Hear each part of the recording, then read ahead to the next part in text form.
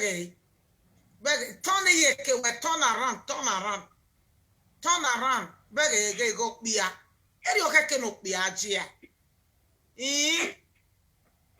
Gbalu àwọn emo.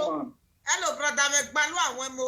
Ni make na bege kun we se. Alu àwọn emo ye nu cheke kun we. Ima we nu kia ko we, iwe nu gbalu àwọn emo, we ma no iku alu àwọn emo. Mama, the boy only the Alu àwọn emo. Oh, anyway, over my artist marrying mama. Do mana be gwa gbalu àwọn emo gba willow. Ya. I will So again, wa Mose. Yati no ba we la de ma ati we baba na again no be station me no we je o wa lele e mo no me gbe ni meje small girl no be station mo gbe ni if no so awu yan bi ewe wa mo gbe ni meje bana we awu mo bi ewe be mu e be no we je ni mu ne ko ne Gee, who can let you report? You can know why you.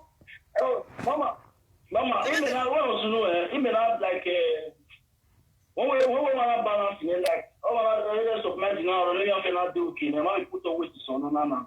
So, I know I'm ready for the winner, like, I put away to son, based on, it was all I have seen when we meditate, I just based on a whole life. I bring up, now always to know I'm maybe like I'm sick, but where I am moving here. I teach you go. The Nigeria says, Memo, Nigeria, yeah.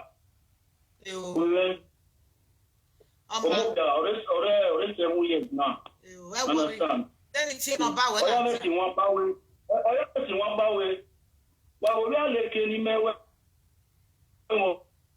At the area, there was you not about there in one move, you not about there in one move. Well, so, Suena, I'm on what they are. We live with now, we want to take it.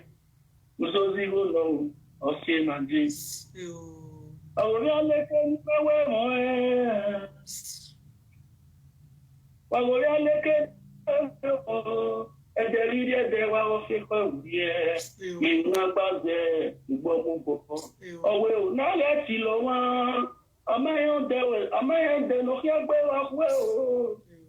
If you not me about my funeral, so, Mama, a problem only.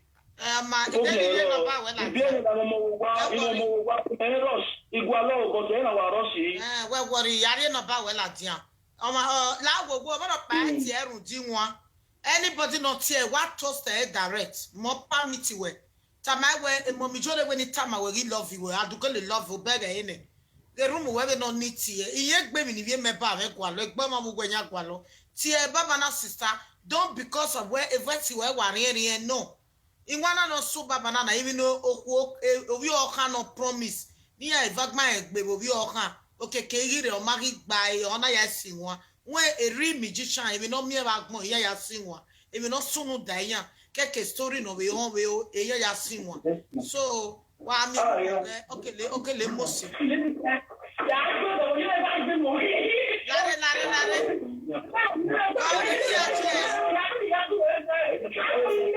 Lare.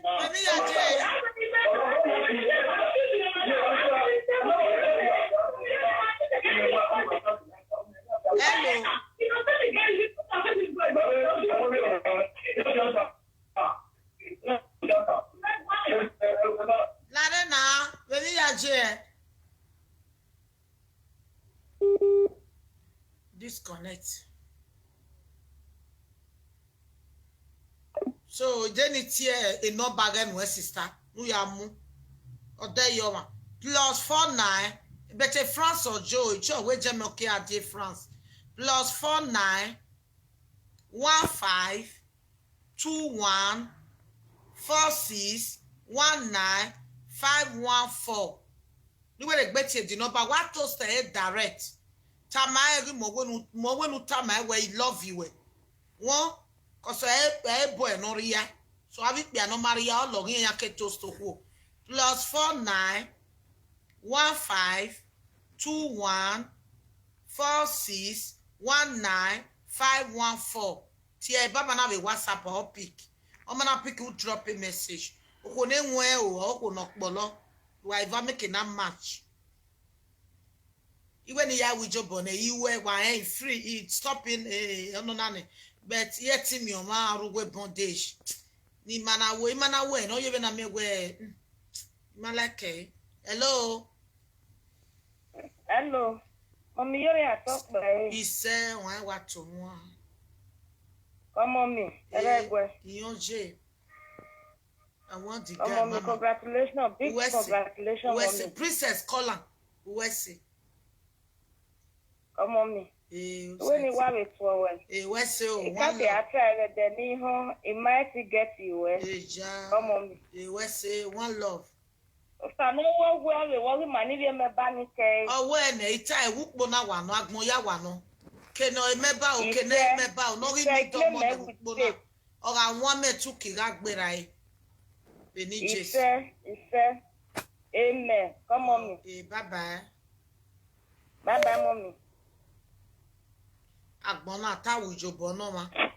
Hello. Hello, mommy. Should I talk there? It's exciting way. No, come on me. Very good. No work ọmọ emera meje. So, ile we mi je ne. Hello exciting way. Hello exciting way. Come on me. You want to come away with beer? Oh, what beer? Ethiopia. Oh, magogo no saloba no we no na be momo mi wo ga we ne poli e ke ya fefe ni giro tag mo na. E ya ga be momo mi hu ya ga won me be ni Jesu. He said. Come on me, Wesley. No, Wesley. Why I wish a congratulations. Hello, God bless you, my baby. Prayer me now. Hello, mommy, you're at talk by. He said, oh, sighting way. Kada, Jimmy. What? You go go Wese. We may post Imani Guba calling where wants to know. Now when you have Guma go. Oh, Salobo, Deba was even. You go me. Really, Yakabo, really, ya,